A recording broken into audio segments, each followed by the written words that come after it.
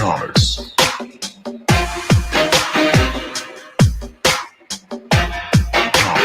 Comics.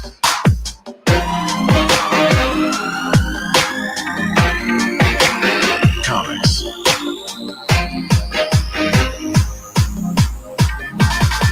You're listening to Around Comics.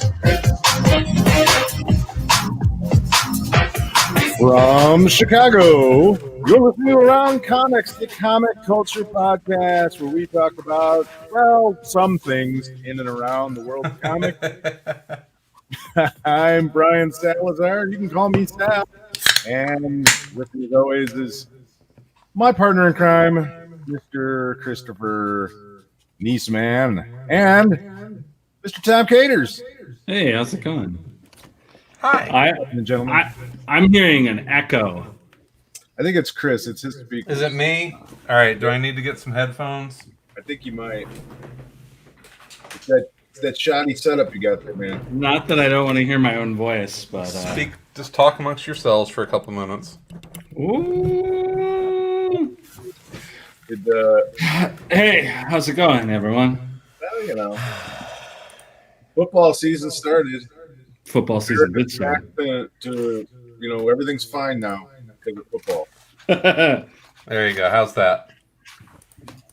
I think Yes, that's great. better. Did that fix all the problems? I think so. Yes. Punks. Well, what can we say?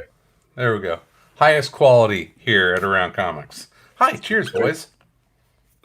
Hello. Good evening to you. Good morning to you. Good morning. Mm-hmm. So it's been a couple weeks. We all took our Labor Day holiday there. Hope everyone had a good holiday and got all read up on all sorts of comics and had fun with their kids and puppies and all that stuff. Tom's on the mend. Yep. Hopefully. I'm feeling better. Yeah, you feeling all right? Yeah. I feel good. Good. Ish. Good. Feel good-ish. You look good. You look good. You look strong. I look as good as I ever do. Yeah. I think the beard's got a little extra body to it now. There's gonna be some gray in it by the time this pandemic's over. I can't even grow my beard out because it's just like Santa Claus white at this point. This is still a little bit of color left, but if I grow anything here, it's just white. I'm surprised that I don't have more gray in my beard, but I only have like a little bit. We're going to turn this into the Old Man Podcast because the only hair I have is white and grows out of my nose and my ears. All right, let's dive into some. Let's dive into some comics here.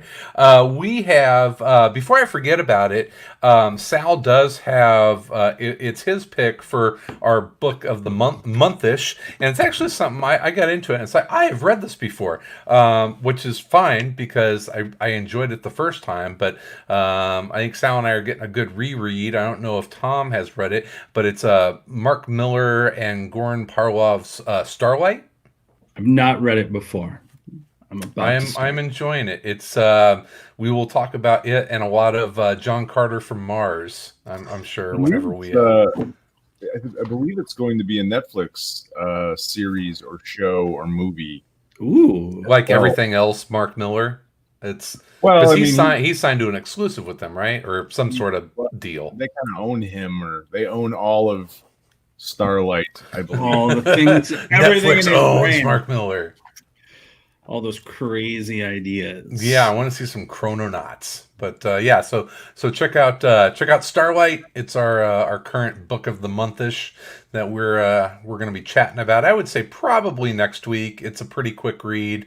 The first volume, I believe it is. It's the only volume. Yes, it was a 6-issue series. Okay. Yes, it was just that. That's all he did of it.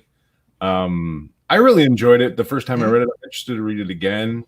Yeah, I think like if people like Tom King's work on like Mr. Miracle and Strange Adventures, I think they'll like this. Sure. It has kind of that, sort of re-examining the classic fantasy sci-fi white Anglo-Saxon savior kind of character. If you were a Flash Gordon fan or John Carter from Mars, John Carter of Mars.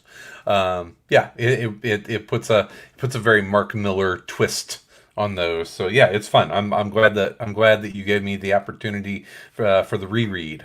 So I will be talking about that. I would say probably next week is my guess. So it should give you plenty of time to pick that up or hoopla it or whatever. So I think I actually got mine on. I've got a trade of it around in some box in the basement. So I was like, nah, screw that. I'm just going to get it on Hoopla.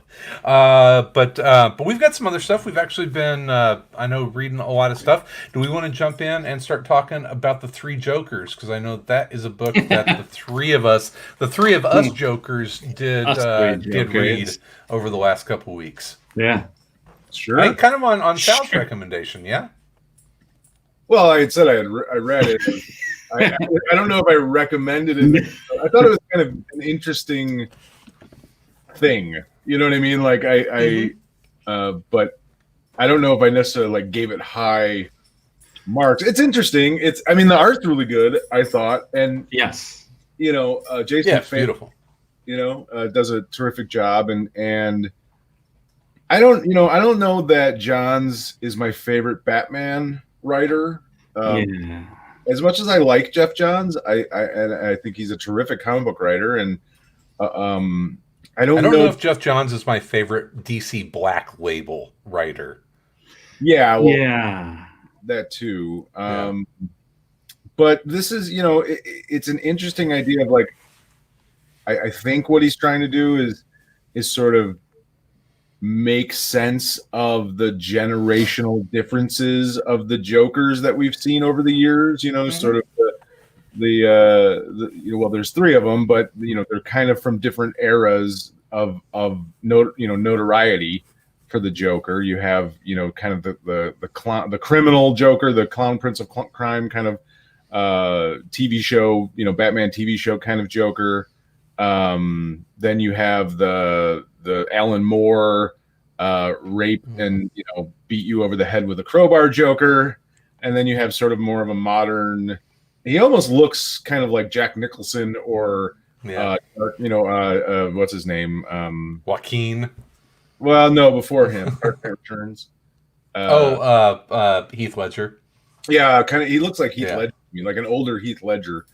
But I don't know where it's going. I don't quite understand it yet. I kind of read it that it's the Joker that has impacted of the three characters. It's Batman, Batgirl, and Jason Todd, and those are the three characters that the Joker out of the Batverse has probably either killed or maimed.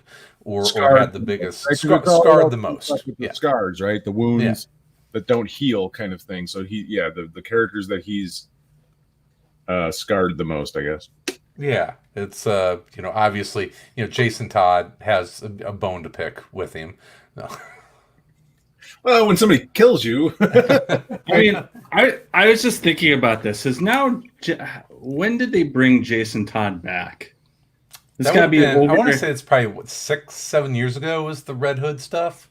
I mean, we're getting old, so it was probably 10 years ago. It's probably longer. I mean, has he now been alive longer than he was dead? Probably. Yeah. Well, when did they kill him? Was that back in the late 80s, early 90s? I want to say it was. Yeah. When was that silly call the 1-800 number and vote, live or die? Appeared, in Batman 357, March 1983. Death of the Family was 1988. And he was resurrected in 2005. God. Yeah, so 15 years ago. he only was alive for 5 years and as a character, and then he died and was dead for 88 to 205. So yeah, and close.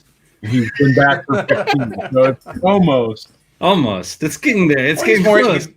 He's more interesting now than he was, the first time around. Oh yeah, Yeah, I just think it's well. I'll get into what I think. Well, I mean, for younger listeners out there, or people that don't remember the Jason Todd as Robin era, he was a character that was so unpopular that people actually phoned into DC and voted for him to die. Wait a minute.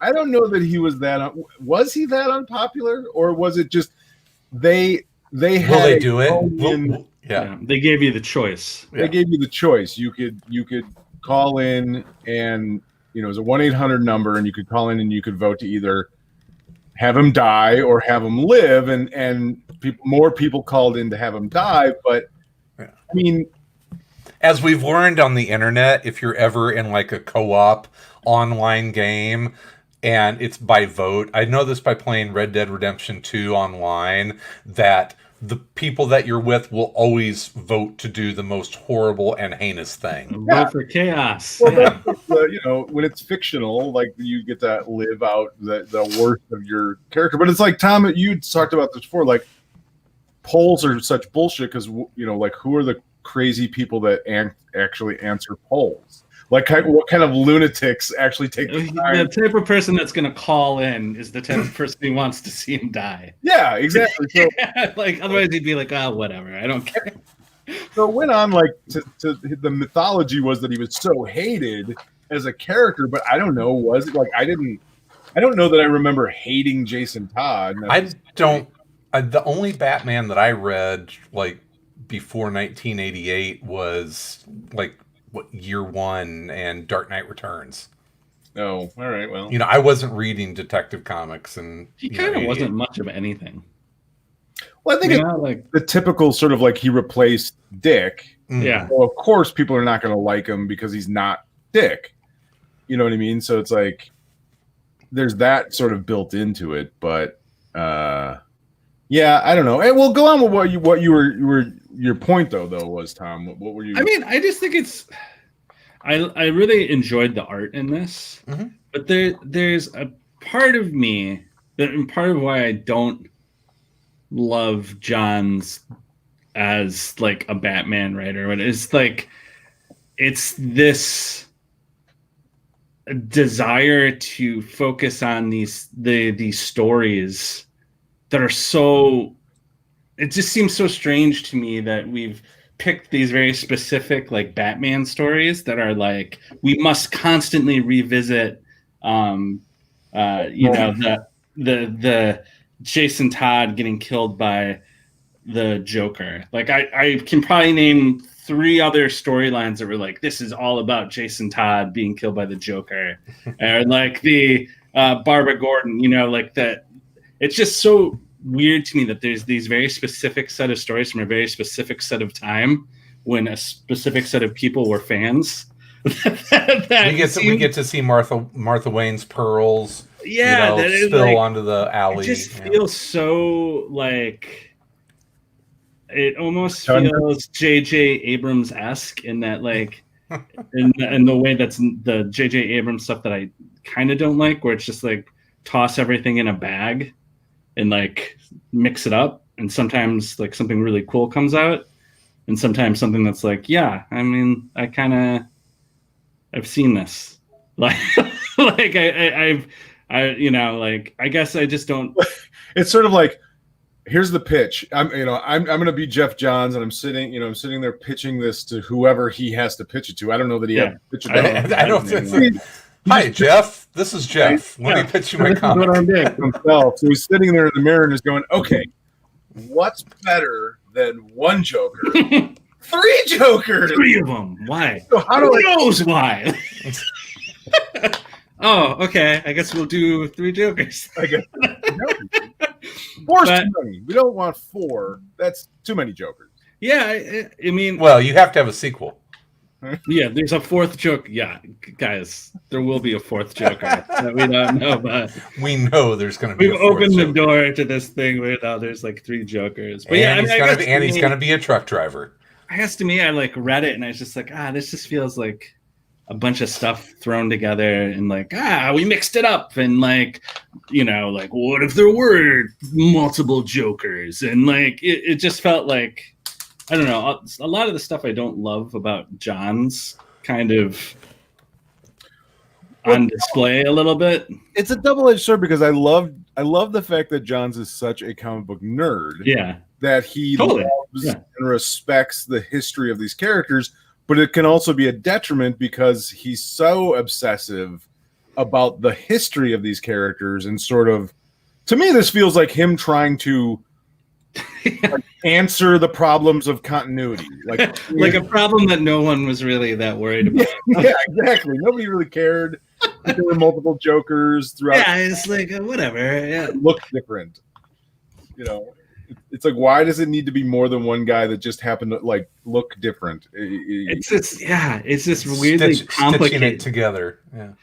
And like, I don't know, and it had a lot of the stuff like spoiler alert, everyone cover your ears. But it's just like like a headshot to the Joker. It's just like, I've seen this before. Like, I've seen this exact panel with different characters before. Like, this time it's the Joker, one of 3 Jokers, so it isn't even like it is the Joker I like the best, so maybe I should feel some sort of emotional attachment to it. But like, hopefully I don't know, it's the right one. I found myself like, oh, this art is gorgeous in this story. I'm just sort of like, oh, okay, like, I guess, like, how many issues is it going to be? Probably 12. 3. No, certain. I'm assuming 3 is my guess, kind of my hope. Book 1. Boy, it is pretty though, isn't it? It's gorgeous. The art's great. It's not. Is it? What? So let's mention. Yeah, Jason. Is it Fabic? Jason Fabic? Yeah. Yeah. It's great. Did you guys get the cool playing card with yours? I did not. I got it digitally. I couldn't actually find a issue of it. Both the stores that I went to were sold out before I got there, so I bought it digitally and read it. He draws a great Joker. Yeah, there's a little Brian Boland in his work, right? Yes. I'm not crazy. Yeah. Right? A little like Brian Boland, but a little like kind of more classic superhero-y mixed in with that. It's kind of like Brian Boland. It's like Brian Boland and Neil Adams, a little bit. Like just a touch of like if Brian Boland was more like draw this like superhero, like a little more touch of that to it. But the art's great to it, and the story I'm just kind of like, it's cool that there's a shark, a Jokerized shark. There is a Joker shark. That was awesome. Which is cool. That's cool. I'll admit that's cool. That was one of my favorite parts. Whenever that shark just kind of comes up to the glass, and you're like, "That's kind of fucking awesome." That was pretty cool. I will admit, cynicism is defeated by a Joker shark. Yeah, more of that, please. I would have taken more if you would have given me a whole issue of that, as opposed to like that. Yeah, I just want to see Joker fish. Yeah, that was. I can't believe Jason Todd killed the Joker, and I'm like, oh yeah, I do. Yeah, that's what Jason Todd does. Lots of people. He's a murderer. Yeah. I'm like, I don't understand why I'm supposed to be like, oh my god, he killed the Joker. It's like, yeah, okay. Well, Barbara was weird upset. thing too now, like the idea that it's supposed to be shocking that characters in the DC universe kill people. Like you see it, like Batman killing people in movies, and like Harley Quinn murdering people mercilessly and violently in a cartoon as she says "cunt" 100 times. But that's awesome. No, I'm not saying it's not, but it's not shocking anymore to see, a Jason Todd kill someone in a comic book. Like, there's no. Well, it's Black Label too. They warn you. Yeah, I guess so. So these are these? Now, here's a question. They'll push up my glasses. Is this canon? Because nothing's canon, right? It doesn't matter. Yeah. I think that's kind of the point of this, is that nothing is real anymore. Well, here's my question with the Black Label: what is Black Label? I think it's there. My take on it is that with Vertigo gone, and with a lot of their creators wanting to tell kind of more darker, more mature stories. It's their offshoot label where they can do more mature content. I just wish if you're gonna make a book Black Label like this and you're gonna put the logo on it, like I don't care how mature it is. I just want the big magazine format because I love the big, format books. Boy, how do you like that Hellraiser? I thought Hellblazer. I thought it was the best Derek Robertson art that I've ever seen. It's awesome, wasn't it? Yeah, it was terrific. But I love this format. I bought like all of these. The Question ones I bought. The Wonder Woman one's terrific. Night, honey. The Hellblazer's really good. But I wish the Joker was in this format. I really wish Strange Adventures was in this format. Because I think all comics should be in this format now. We should change comics. I don't feel bad paying the cover price on those because I feel like I'm getting something. What are they? They're like $7 or whatever for the whatever you want to call it, prestige format or whatever. But I feel like I'm actually getting something that I don't mind. These will go on a bookshelf. Yeah, I really like them. The Joker one wasn't. It was just the standard format, which I don't understand the Black Label labeling. The like trade dress and size. Yeah, because the Three Jokers was smaller. Where some is the Adam Strange stuff? Is that's standard comic book size? But Black Label. But Black Label, yeah. And initially, when they solicited it wasn't Black Label, but then they changed it to Black Label. I don't know. I think it's just their mature. Yeah, line? I guess I don't know. It's their PG-13 labeling, I guess. Whatever. But yeah, I like the imprint. Pretty much everything I've read from it, I've enjoyed so far. What did you think of the book? Of which one? Of the Three Jokers, you haven't really. It was a Geoff Johns. It's one of my least favorite Black Label books because I enjoy Geoff Johns whenever he is kind of playing in the more lighthearted nostalgia sandbox, like JSA, that kind of stuff, where it's kind of a celebration of the comics that he grew up with, and it kind of reinvigorates them. I've never been a fan of the Geoff Johns where he's trying to be gritty, and this is gritty Geoff Johns, which he's a great writer, but there are people that do it better than he does. I tend to agree with you guys that this the most enjoyable part of this was the art for me. Yeah. So it's not the type of John story that I like to read of his. I'll keep getting it, but I think Johns is best when he like Stargirl is like a perfect. Yeah. Create something new that is steeped in the mythology that you love. Mm-hmm.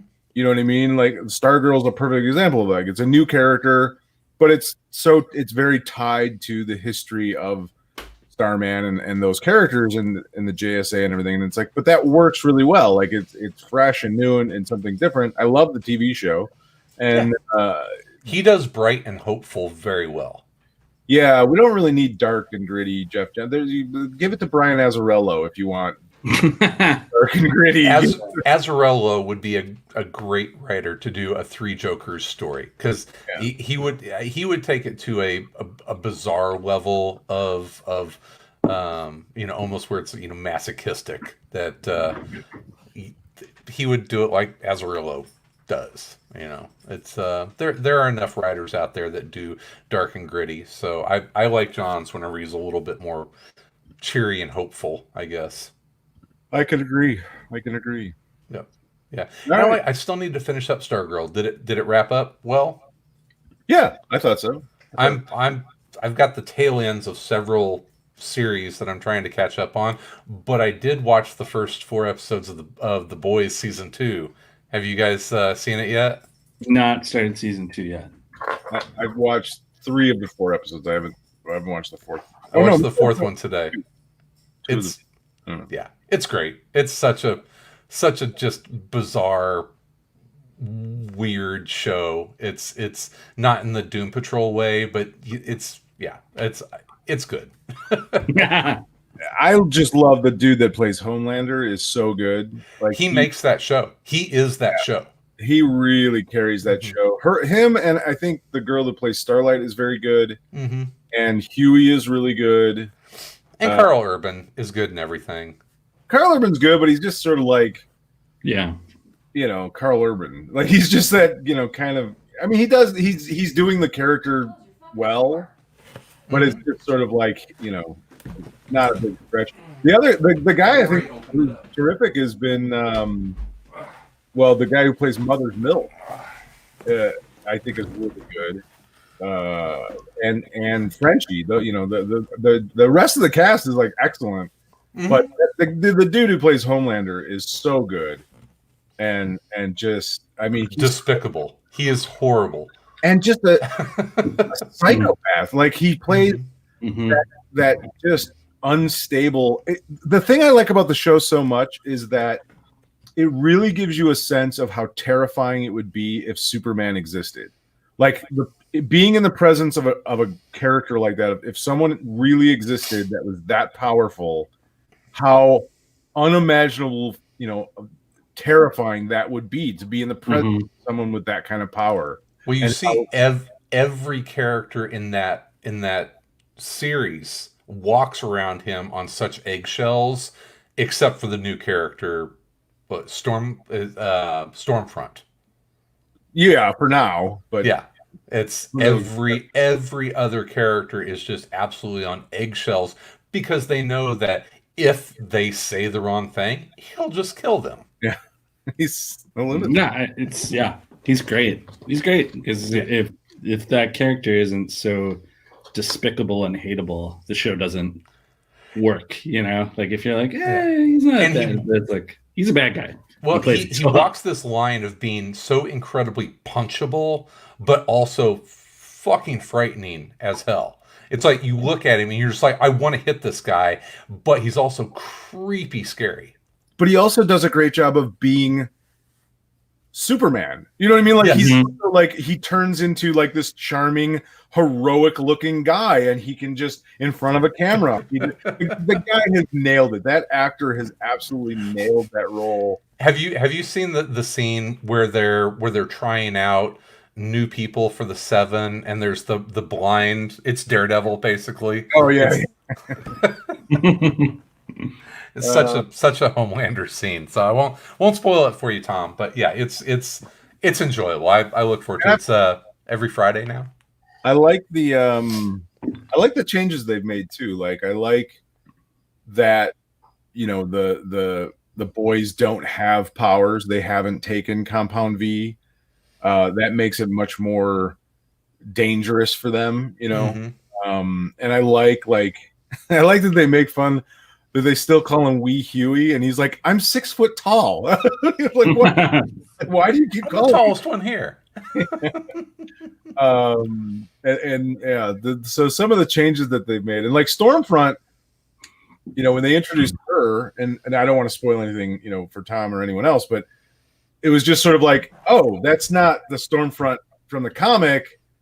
And then they kind of give you a bait and switch a little bit on her. So it was like, oh, that was interesting. So I thought they've done some really smart decisions. They've made some really good decisions on making differences from the comic to the show to make it better. But yeah, I really like it. I think it's fun. Well, how about a Derek Robertson property to a Derek Robertson comic? You already showed the new Hellblazer from the DC Black Label. Was it Rise and Fall? The Rise and Fall. It's Rise and Fall. I guess it's Rise and Fall of John Constantine. But it's book 1. It's kind of a. It's in some ways it's a very typical Constantine Hellblazer story. It's not like they're really going real far away from the character, and it's a bit of an origin story, a little bit. It's nice to see him back in a comic where he can curse and smoke. Yeah, he's just competing with Constantine. That's the nice thing about Yeah. being in the Black Label. Like he's in his own sort of world. He's not dealing with superhero stuff. This is just straight magic and dark shit that he has kind of gotten himself into. And like a lot of times, it's kind of it appears to be kind of his own making.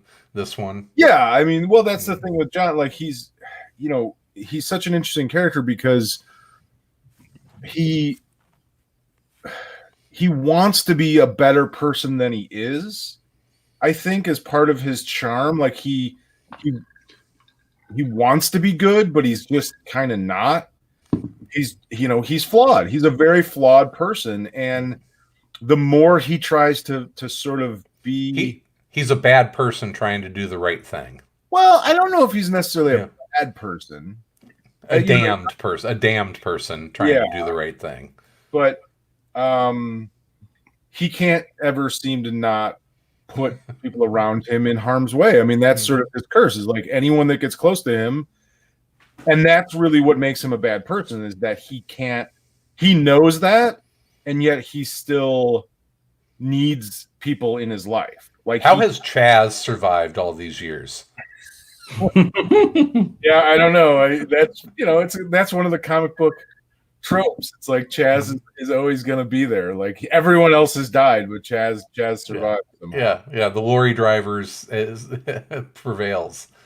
But so this is once again like this story starts off with his childhood and mistakes he made as a young man who was rebellious and kind of a brat and just doing shit because he was told not to do it, and that was mostly like magic and smoking and gets his friends in trouble, and now it's coming around. He's a grown man now, and it's coming around to bite him in the ass. And like I said, I don't want to spoil it for people, but I really enjoyed it. To me, it's just like, oh, this is just it's Hellblazer. Yeah, it's just a good Hellblazer story. Like, and I like Hellblazer like this, where it's not particularly complicated, where it's not a super obtuse kind of thing. Because I think a lot of times writers can get like they think of like magic and the occult, and then it has to turn into something really unwieldy and bizarre, and it's like, no, that's kind of what. That's the cool thing about John. He's a blue collar magician. He's a blue collar occultist, and he cuts through the bullshit. You know what I mean? Like he is the drinking, smoking wizard. He's not Gandalf the Grey. He's not that kind of a Harry Potter. He's not Doctor Strange. Yeah, exactly. Yeah. He's just the bloke from the pub, and he just happens to fuck with magic really hard, and it fucks with him back, and he's the guy that goes, okay, well, I'm gonna go after the things that go bump in the night, and I'm gonna fuck them up, and it usually costs him dearly, but he does it anyway, and that's what this is about. I mean, this is a straightforward John Constantine Hellblazer book, but it's really good. And like I said, I think it's some of Derek Robertson's best art. Oh, it's beautiful. Yeah, it's really gorgeous. I mean, I think it has kind of a Brian Boland feel to it to some degree. But I mean, I really liked it. It's scary and creepy and dark. But it's just kind of to build on what you were saying. It always seems like Hellblazer has a sweet spot, and it seems to be when it's not trying to be, like you say, too obtuse or too save the world from imminent destruction. But then there's also, on the other side, it sometimes can be a little monster of the week, and it's like, how do you find that sweet spot where it's a cool, interesting story that doesn't feel like a throwaway, but doesn't feel too heavy? I don't think Constantine works that well in an ongoing series. I think when you're trying to write that character in 60 issues, it's just too much. I think he works better in small spurts. You know what I mean? just so maybe some like 3-issue Black Label or 4-issue Black Label stories is a good place for that character to kind of exist. Yeah, I'll buy them all. Yep. Cool. But yeah, it was very good. I'm looking forward to the next one. And a beautiful spot varnish on the cover of like, I appreciate that. I don't know if you can see the spot varnish, but it's like, oh yeah, him in the wing. Oh yeah, I like Daddy likey. Daddy likes that. Three paper nerds out there. Hey, paper talk. Hey, we got some paper talk. I'm not going to do it, Tom. Don't bait me. Talking about paper. I do want to show like there's this, like in this format you can do some really awesome, double page spreads that are just kind of ridiculously huge and impressive. It just, I don't know, the format of this, just the little extra space that this gives you is just it just makes the art so much better. It just makes it luxurious. Yeah. You feel like you're reading something. They went to a pub and it's called the Dylan. Oh, that's cool. Yeah, that was kind of a little nod. Very cool. I've read a lot of stuff. So, do you guys have anything else that you wanted to dive into? Tom? No, I have one thing, but it's okay. I was recently reading. I'll keep this quick. In the world of nonfiction, I've been reading this book called Guantanamo Voices. That's like a graphic. It's called Guantanamo Voices: True Accounts from the World's Most Infamous Prison, and it's like an anthology of different artists illustrating like different interviews with people who worked at Guantanamo or were involved with the creation of it. And it's super interesting. It's great. Much like the Tiananmen book, it's like a really digestible way of sort of contextualizing something from history. But I won't go too deep into it, but I'm about halfway through it. It's a pretty interesting book. Cool. I think I saw that. Was that on Hoopla? Yes. Yeah, I thought I saw it on there. I might have added it to my wish list. Yeah, I'm like halfway through, and it's just really, it's interesting because we're so old now. I'm so old now that I'm like, oh yeah, I remember 9/11 was like almost 20 years ago, and like it's next sort year's of like the 20th anniversary. And they're sort of talking, the person that edited it, was a reporter that went there to visit recently and was like struck by how some of the guards probably weren't born when it happened. Oh wow! Like there's like 18-year-old army, army soldiers like guarding it, and it's like that's how long this has been going on, and it's sort of like an interesting way of thinking about this thing that is still exists, and it's a murky legal thing, and it's a murky moral thing, and it's just kind of like continuing on in its murkiness forever, and we'll like just like until everyone dies, until the last 40 people die. Yeah, like so it's like this strange like there's a lot of interesting interviews with different people, right? Like interviews with people in the armed forces that work there, someone who was like a professional interrogator, who disagreed with the methods they were using there and was there when it was set up and was trying to point them in a different direction. So it's just like, it's a really interesting thing because when you first pick it up, you're like, oh, I think I'm going to hear all this stuff from, like, who are we going to hear from? And it's like, no, you're actually hearing stories from people that were there from all kinds of different like angles at it. So it's like it's really interesting. Well, that sounds interesting because it's like, I think it would be really easy to sort of, take a perspective on it of like, this is bad and evil and wrong, and that's the only angle on it. But like you said, it's very murky. It's a very like strange, morally odd and gray. I mean, I don't know. I don't know enough about it to really.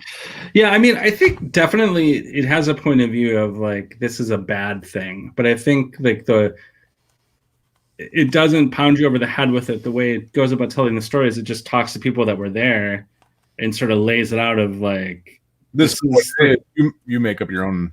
Yeah, of like at the introduction to it, they're like, hey, when the government talks about this place, they don't like calling them prisoners and they don't like calling it prison because those are legally defined things. They say detainees, but they've been dictionary detained for 20 years. Yeah, the dictionary definition of prisoner.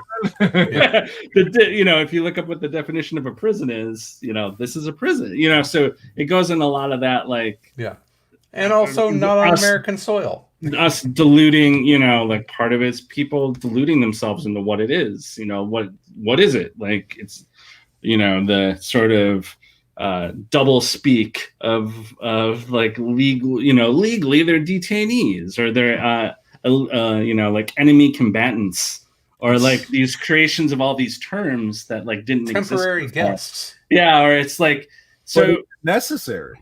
Yeah, but it's also like a lot of what the stories go into though too is like mistakes people made that we now realize, or like in hindsight, like, oh, like a lot of these people, the first story deals a lot with like the guy who was a professional interrogator and he worked for the government and he was like, the way you get information from people is like you don't torture them, you just talk to them forever. And you keep them and you talk to them and you feed them and eventually they'll tell you something, like as long as you keep them talking, eventually you'll find something out, right? Like tortured, he's like tortured doesn't really work and it doesn't really operate. Information. Yeah, and it's like the way you get info from someone is you literally feed them and you keep talking to them and you like develop a relationship until they tell you stuff. And it happens. It might take a long time.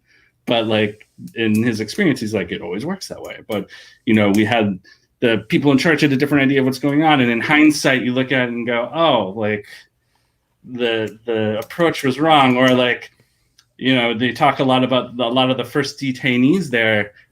They referred to as dirt farmers. They were just people that other people turned in. Like they didn't know anything. It was just like, just somebody who at some point had been maybe involved at the Taliban, but they had no info. Like they had no means of doing anything. They were just people in Afghanistan, so like they brought him over, like we're going to get info from these guys. And this guy like is going through the list of them. And he's like, I don't know who any of these people are. None of these people are important. Like, why are we? why are they here? Yeah.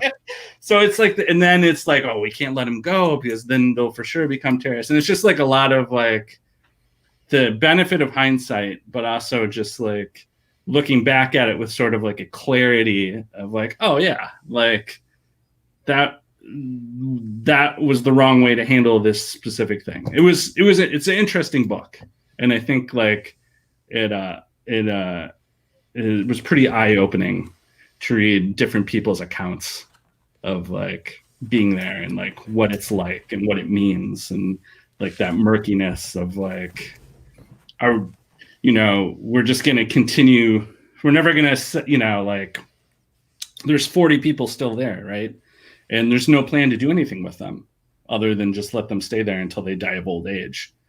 So it's like this very like, we're just going to like keep doing it. Right. And it's like live in this gray area. And it's a very, I think, a pretty interesting way of looking at a lot of how America views the world in the last 20 years. And that sort of murky, like not always thinking clearly type of way.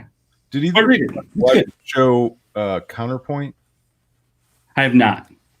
It's really good. It's on I think it's on Amazon now, or it may have been originally, but it's J.K. Woodward, or no, J.K. Simmons. Actor J.K. Simmons, and it's a really interesting Cold War type of sci-fi show where basically at some, and it's ambiguous in like when it is. It seems like it's sort of the near future, and it's in Berlin, interestingly enough. And there's this company, and basically at some point they were working on some sort of experiment, and they essentially created a alternate reality of Earth. So there's this duplicate Earth, and they've known that it's existed for a long time, and they've interacted with her, but with this other Earth, and the other Earth has diverged. So there's like you would have, you know, a duplicate, a counterpoint on the other Earth, but his life may have diverged from yours, so you could be completely different people. And that's kind of what the story's about. But there's this one scene where... What's the name of this? It's called Counterpoint. It's excellent. It's only like 2 seasons, I think. And it's really, really good. You'll love it, Chris. I mean you got me with J.K. Simmons and alternate universe. So good. But there's this scene where, so there's this corridor where they, you know, basically it's where they come and go from the different universes. And it's just like a hallway. It's like this underground hallway. And at one point, like a spy from the one universe is kind of caught, and he goes and he gets shot, and he's running through trying to get back through the hallway, and he basically dies, or he falls down and he can't go any further, and he's basically like on the dividing line. And so both groups won't do anything. Like they can't, like the group that he's from won't acknowledge that he's working. Yeah. He's in the DMZ. Yeah. Yeah. And he just dies there, and they just leave his body a lot, because neither of them will acknowledge that there's this Cold War thing going on. And that's what it kind of like the Guantanamo Bay is just like, it's become such a murky thing where they can't do anything about it, because if you do, you now indict yourself. Yeah, it's just like this. Yeah, it's like why didn't Obama shut down Guantanamo? Well, because if he did, he basically would have condemned the United States in the entire, you know, international world, because they're in this weird gray zone, you know, legally. If he would have, you know, closed it down and released everyone, or moved everyone that was there into a different he would have had to acknowledge what it is, and so he can't. So that's why it's just there. It's not going to go away. It's never going to go away, because if you do, you're acknowledging it. You can't acknowledge it, and you know what I mean. And that's it's just stuck in this limbo, which is such a bizarre thing. But yeah, that's what that show reminded me of. Yeah. That scene from the show. The show is fantastic, though. If you've never seen it, Chris, you will absolutely love it. It's only 2 seasons. It sounds like it's right up my alley. Oh, you'll because it's all Cold War era spy stuff, but like in a sci-fi, like a near future sci-fi. So they made it just for me, is what you're saying. Oh, you'll nice. Yeah, I'm gonna have to watch this. I don't know, guys. Did you pick this up? Oh, go ahead. It's it's Lock and Key. Impale Battalions Go, Lock and Key. It's a new miniseries from Joe Hill and Gabriel Rodriguez and Jay Fodos, the same creative team that brought us the original Lock and Key, and they've been doing a few one-shots, you know, here and there.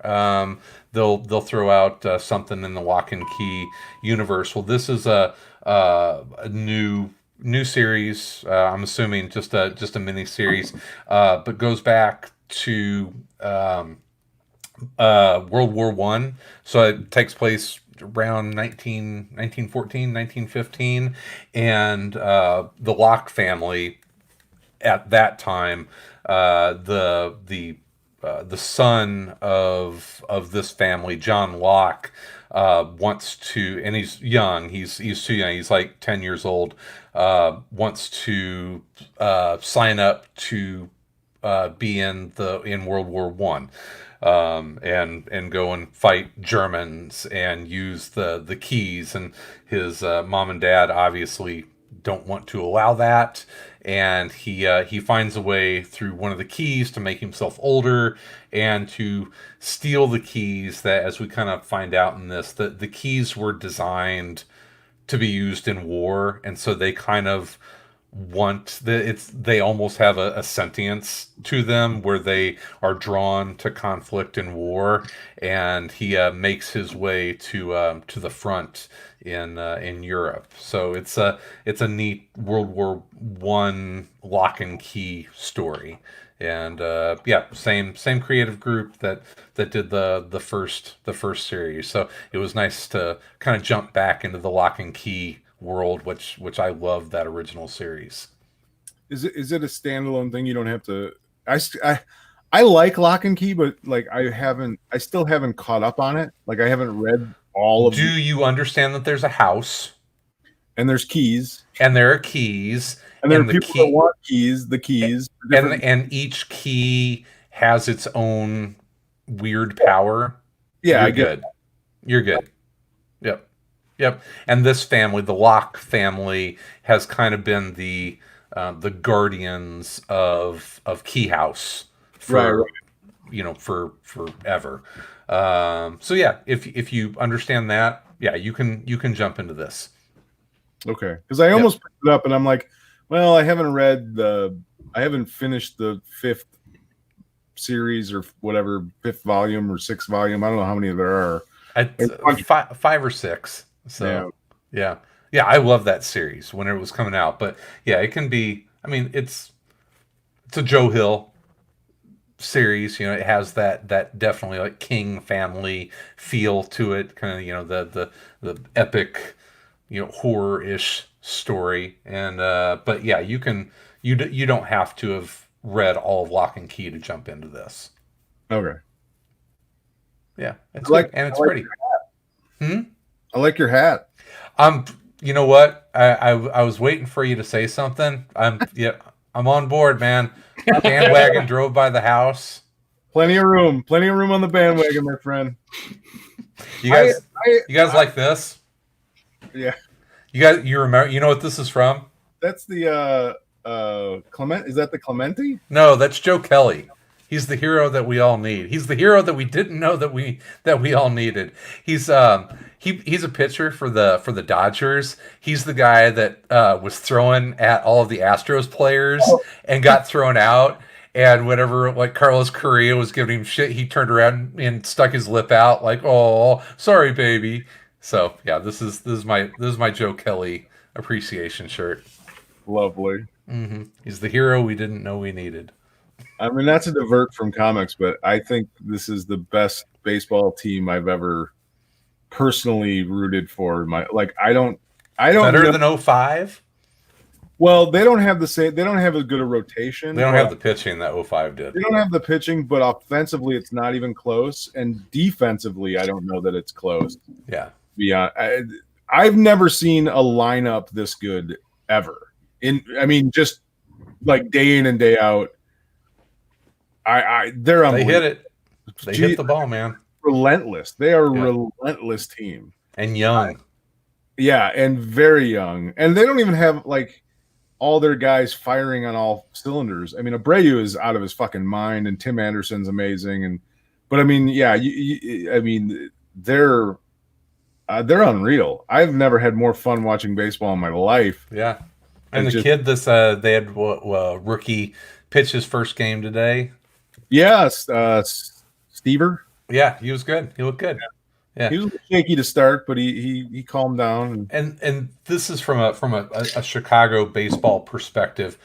I feel so happy for Rick Renneria that they trust him, and he's going to be the guy that they're going to stick with, because the Cubs brought him in.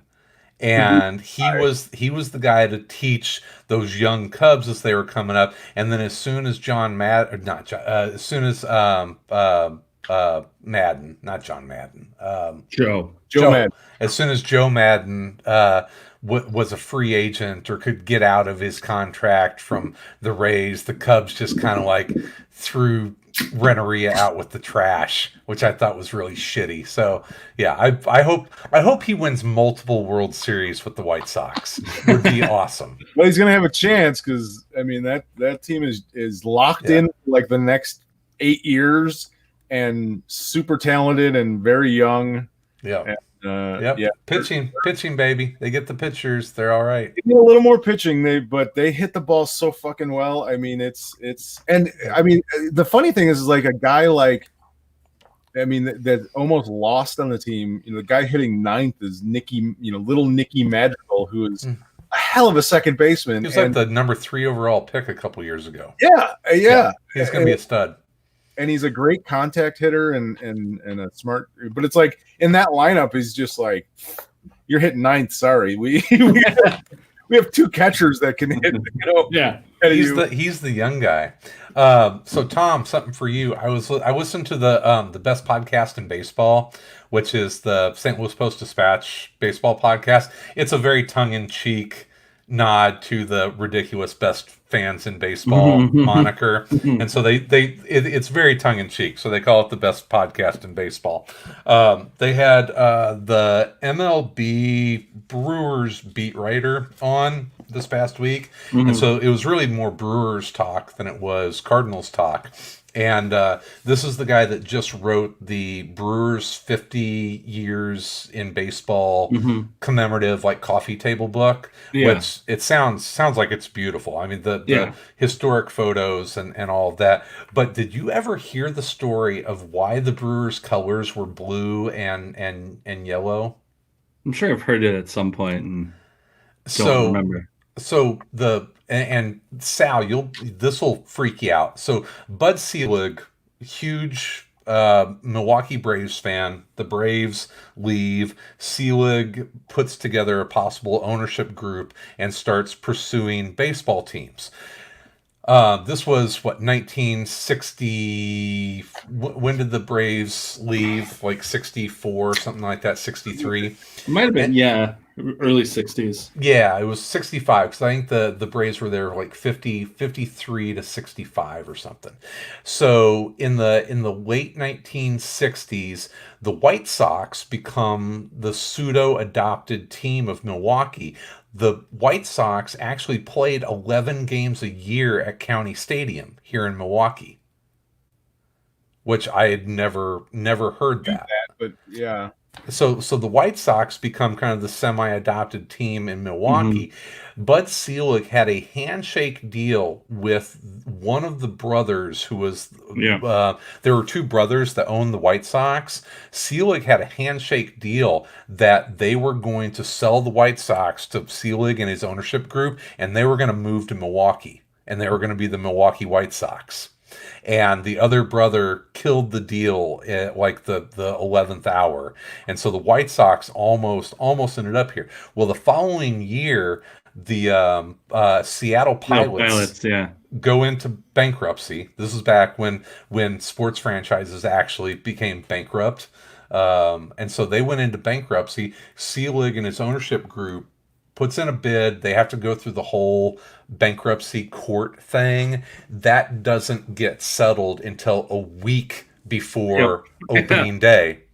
So there's literally the moving trucks are in Salt Lake City, Utah, where their spring training was, trying to wait and find out whether they're going to go to either Seattle or Milwaukee.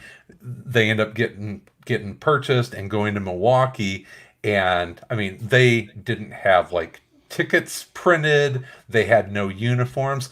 Selig was a huge Braves fan, and he wanted from the beginning they were going to have the Brewers uniforms were going to be black and red as an homage to the Braves. They didn't have time and they didn't have uniforms, so they literally ripped off the Pilots logo off the jerseys and sewed Brewers onto the front of it.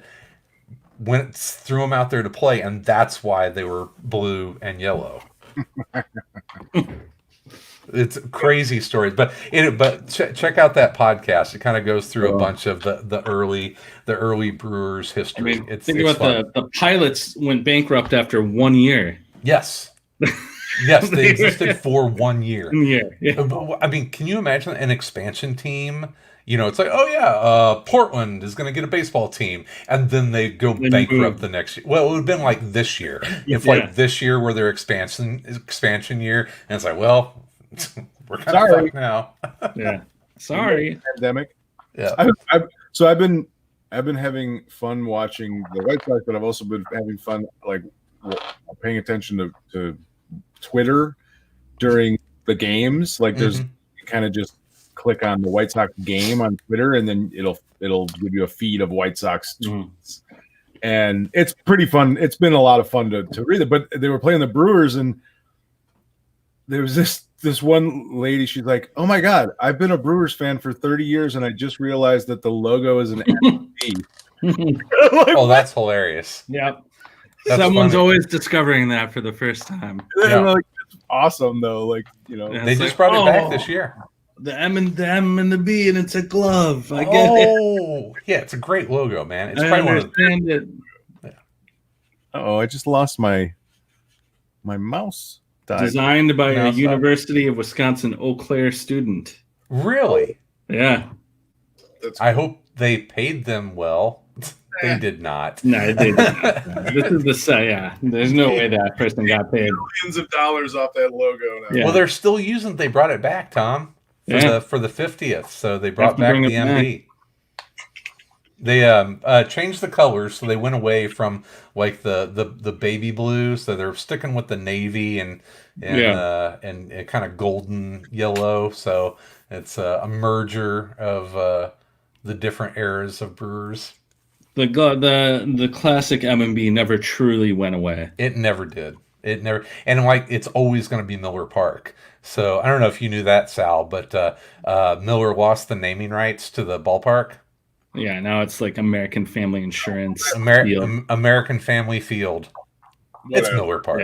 Yeah, fuck off. Get out of here with your family. I don't even know what they call the White Sox park now. Is it still guaranteed rate? It's guaranteed rate. Yeah, it's guaranteed rate field.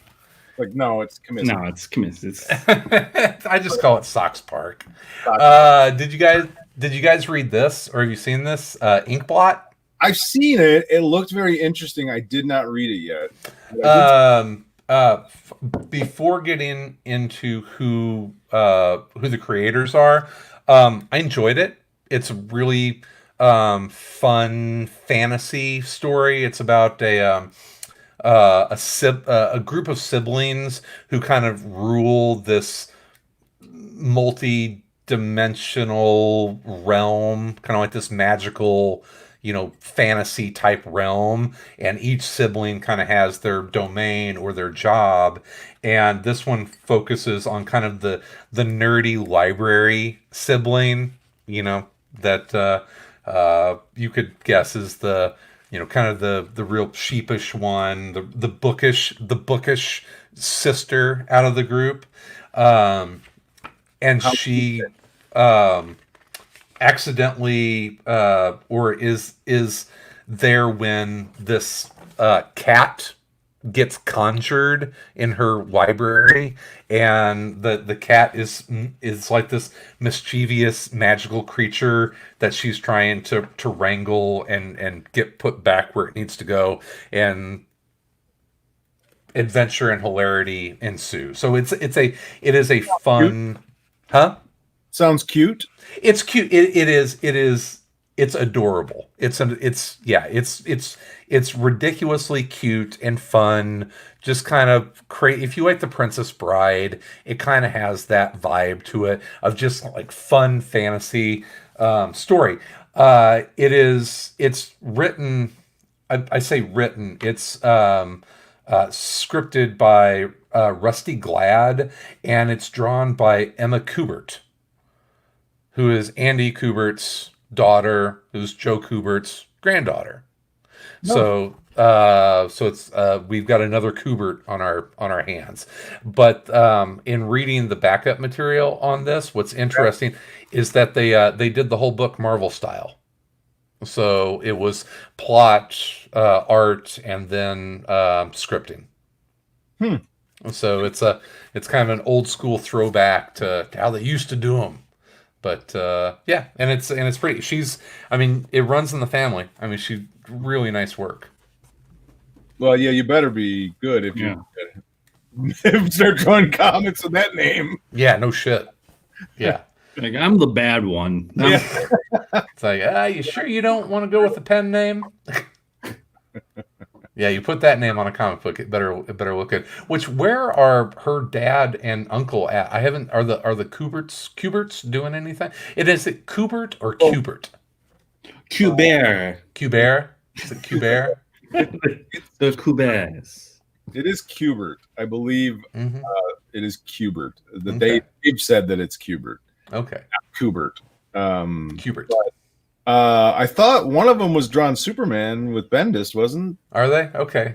Thought for a while. I don't know. Yeah. I lost track of my Kuberts. You lost. Now there's another one. There's another one. I gotta try and keep track of these. Yeah. But I think meet her at like New York Comic Con. Probably she would have been like 12. Oh no, then it wasn't Kubert. It was some other. Oh, it was Buscema's granddaughter.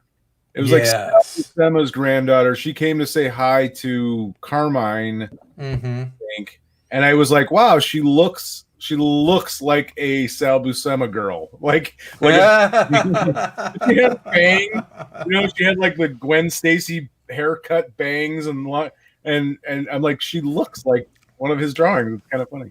Yeah, I think on some editing or. Writing. She was in the industry. I remember that. It was a long time ago, and that was just a wild weekend. That was a wild weekend. Where's all those fucking slacker Kirby's? They're making shit tons of money off of his name. An artist. Come on, how about you give back a little bit, Kirby? None of you got any of his talent? He used it all up, man. Yeah. Burn it up. But that's I've been reading those. I did read that last the last Wonder Woman, was it Dead Earth? Yeah, I really like that series. Yeah, did you read the third issue?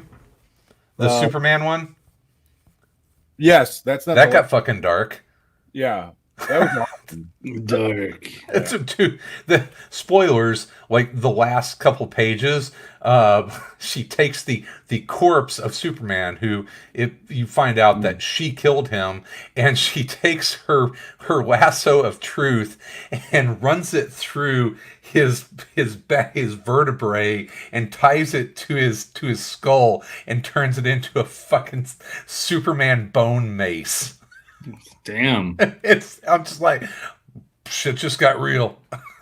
It's crazy. The fourth issue just came out. Oh, did it? Yeah. Okay, I'll go try and track it down. But that third issue is spectacular. Yeah, it's really good. The whole series is really good. He's what's his name? Andrew Warren or whatever. Yeah. Daniel Warren Johnson. Yeah. This is probably my favorite Wonder Woman book I've ever read. Not that I've read a lot, but yeah, I mean it's I like her in like a Mad Max post-apocalyptic world. See, I didn't think that you would like it because you're not a big like post-apocalyptic fan. I feel like you think that if it's all done post-apocalyptic, not shitty 70s movie post-apocalyptic. They didn't make any shitty post-apocalyptic movies in the 70s. They're all fucking awesome. No, they're not. Yes, they are. I will fight you. I will be happy to fight you over that. I know. I love post-apocalyptic. I'm a sucker for especially comic book. It's sort of my favorite genre of superhero comic book stuff is post-apocalyptic because it's not tied to anything and they can just do whatever the hell. I love all the like Old Man Logan and Deceased and all the stuff that's not set in the normal universe of. How is the Deceased stuff? I've kind of steered away from it. It's like this. It's outlandish. It's crazy and wild. It's like the Marvel Zombies. It's. I saw it's back. What? Marvel Zombies is back. They're doing new Marvel Zombies. Yeah, they never stop, man. It's a moneymaker. Oh, it's just kind of been ongoing. Well, I mean, they've done. I mean, there's probably a series every year that they do. Okay. Marvel Zombies, yeah. But Deceased is their version. It's DC's version of Marvel Zombies. It's the same kind of thing. I like Deceased because it's like, you can tell a story where there's actual consequences. Oh. Like, people are gonna die. Superheroes are gonna die, and they have to, like, they're facing, the end of the world. In this story, at least, it is, it's the end of the superheroes. They're all dying. And so it makes for, to me, the opportunity to tell, good stories with these weightier stories. Huh? Weightier stories. Yeah, it just gives you the chance to at least write something that has a little feel to it, as opposed to like something where, like Three Jokers, where it's like, well, what's, at the end of the day, we know, it's either not going to matter or it's just going to go back to what it was. With the Deceased, it's like, it's its own universe. So if somebody dies in it, they're kind of dead or they're going to turn into a zombie. And so it kind of feels, it's all fiction. It's all, none of it matters. None of it matters. It's not Guantanamo Bay. It's not Guantanamo Bay. It doesn't matter. What's the name of the Guantanamo Bay book again? It's called Untitled Voices is what I wrote. Yeah. I'm going to look up the proper subtitle to it as opposed to just making one up. Guantanamo Voices, True Accounts from the World's Most Infamous Prison. A light read. It's a light read. It's a, I love, Tom, that you're during the worst time in the history, in our history. Yeah. You're doubling down. I'm just doubling down. I'm just reading about mind off of things. Why are things so fucked up? Yeah, after this, I'm going to watch Outbreak. All right, boys. Is that it for this week? I think so.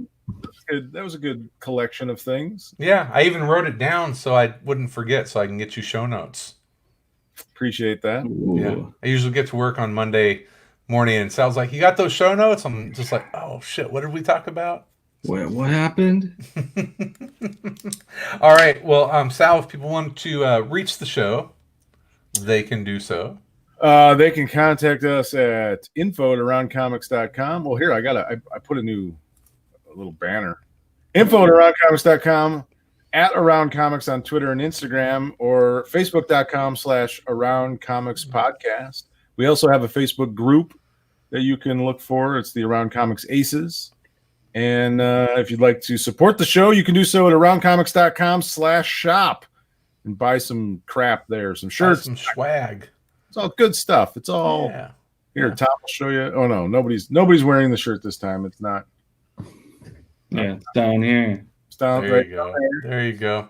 Yeah, and I'm interested. I want to know how people digest the show, whether you're listening to it as the audio podcast or watching the live stream on Sunday nights, or if you watch on YouTube or Periscope or whatever. Go ahead and shoot us a message. Let us know how you watch or listen to the show. I'm always interested in that. Once again, Starlight by Mark Miller and Goran Parlov is our book of the month-ish. We're probably going to go over that next week. Anything else? Is that all of our business? I did have an email. Mm-hmm. It's not necessarily show related, but it's from a listener. Is it show worthy? Yeah, probably. Why not? Okay, let's hear it. Yeah. This was from Daniel Kim. You guys know Daniel Kim. He's a longtime listener. Or I'm not Daniel Kim. Jason Kim. Jason. Okay. Yes. He's a longtime listener, and he's from Hawaii. And so he sent us an email, and he said this was just to make you guys laugh. He said this happened live at a press conference in Honolulu yesterday, and he sent me a link, and I'll share it here in a second. So it was a sign language interpreter translates when someone shouts "fuck you" at the Honolulu mayor, Kurt Caldwell, and it's Yeah, just there you go. There you have it. Wanted to send us a little laugh, so there you go. That was pretty good. Kind of an attractive sign language Yeah.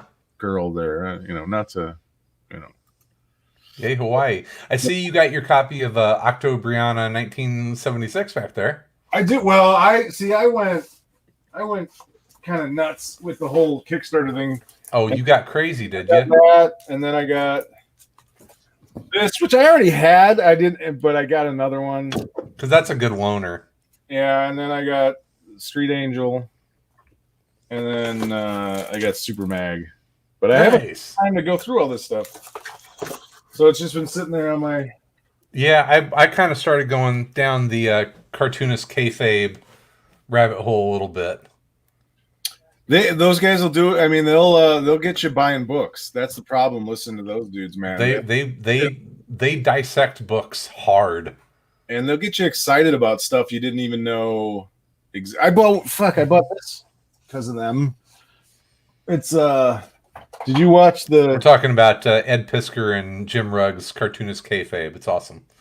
Did you? No. The episode on the Marvel Vault? No, not yet.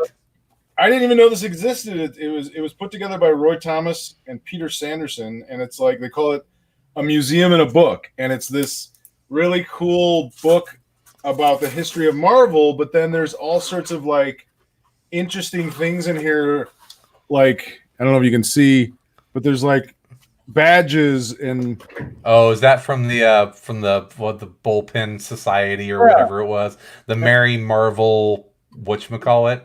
There's Tom's gone. Bye, Tom. He's had enough. Yeah, so there's all sorts of like tchotchkes in the book. Oh, that's cool.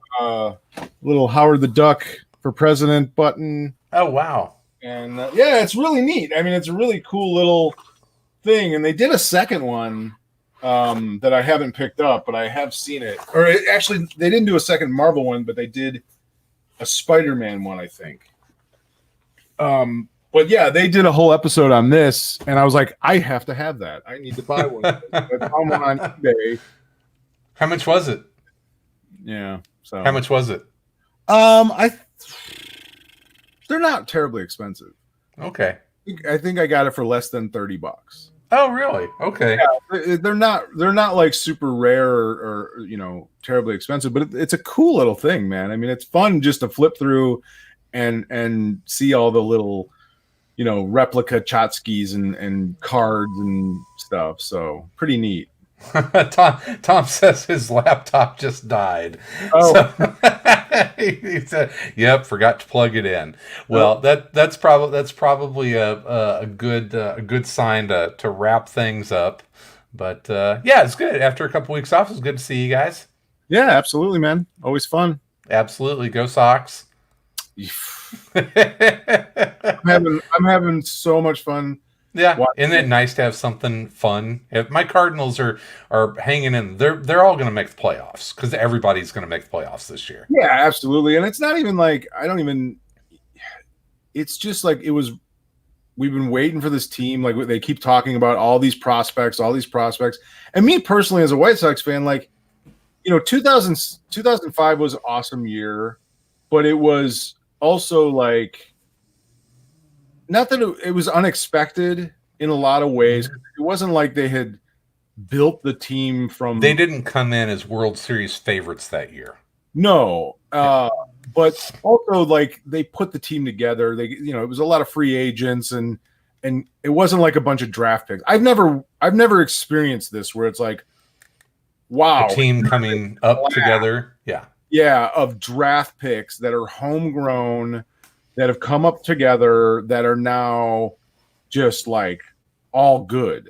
I mean, they're just, what I mean? It's just like I've never experienced. So it's just so much fun, and they're just such a likable team. Like they love playing baseball. Yeah, they like playing together. At least for now. Hopefully, that will last for a few years at least before they turn into sort of maniacs or something. But I don't think they will. But, yeah. And then like a guy like Jose Abreu, who's having the year of his life. He's the straw that stirs the drink, man.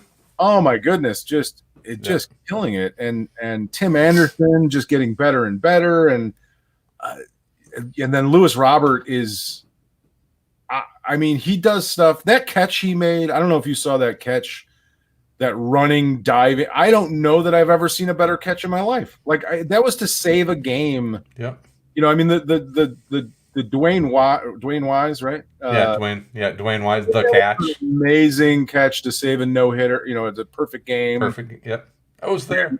I mean, that was an unbelievable catch. But as far as just like pure athleticism, I don't think I've ever seen anyone do something like that. Like Bo Jackson is the only guy that I've seen with that sort of athleticism. It's just like, what the fuck? He's a freak. He's a freak of nature.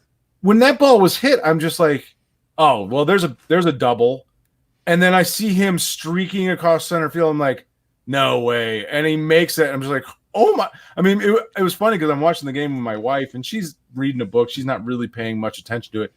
And I'm just like, oh my God. I mean, I'm freaking out. Like, holy shit. I can't believe he made that catch. You know, I'm just like losing my shit. And she's like looking at me like I'm insane. I'm like, honey, that's one of the best catches I've ever seen in my life. I can't recall a better catch than that, you know?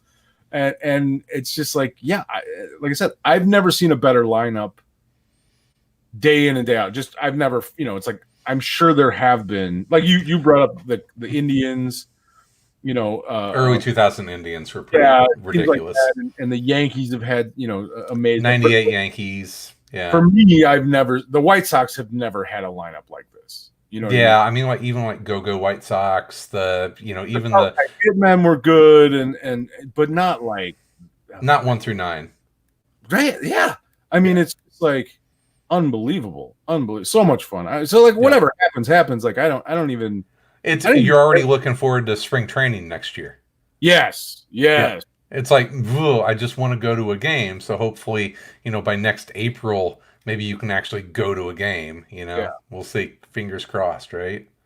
We'll see. You have to come up here to Milwaukee, and if they play here next year, absolutely, which will be fun. So, all right.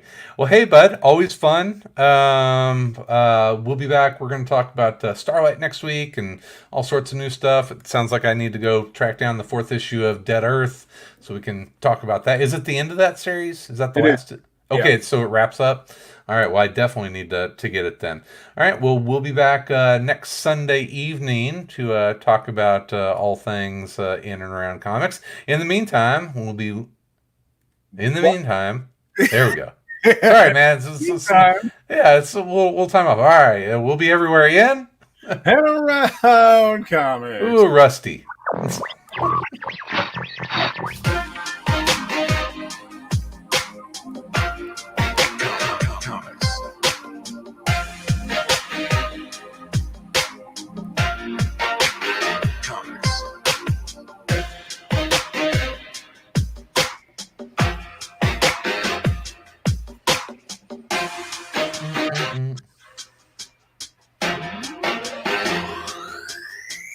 Comics.